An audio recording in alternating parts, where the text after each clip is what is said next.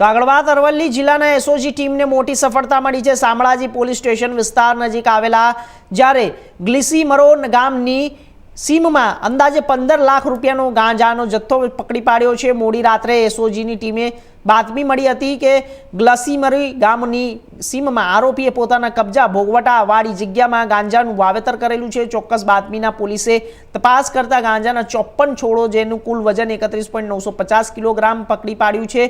પોલીસે NDPS act હેઠળ ગુનો નોંધી વધુ તપાસ હાથ ધરી છે।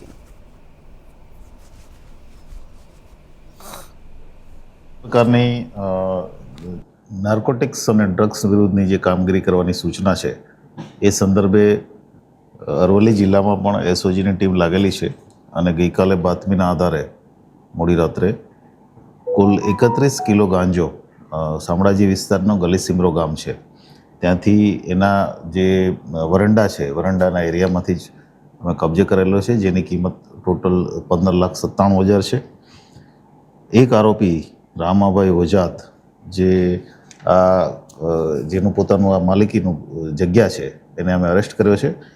આનો ઉપયોગ શું કરવાનો હતો, બિયારણ ક્યાંથી લાવેલો એ બાબતે અમે આગળની કાર્યવાહી તપાસમાં કરી રહ્યા છીએ। સાહેબ જાતે ભાવતા હતા કોઈ એમના સલાહ પૂછું કીધી હતી તપાસમાં? અત્યાર સુધી જે વિગત મળી છે એ મુજબ એણે આ જે છે ગાંજાનું વાવેતર પોતે જાતે કરેલું, પણ બિયારણ તો ક્યાંકથી લાવ્યા જ હશે અને આટલો મોટો જથ્થો છે એટલે કન્ઝ્યુમર માટે પણ અમે ઇન્વેસ્ટિગેશનમાં ડિટેલ લઈશું।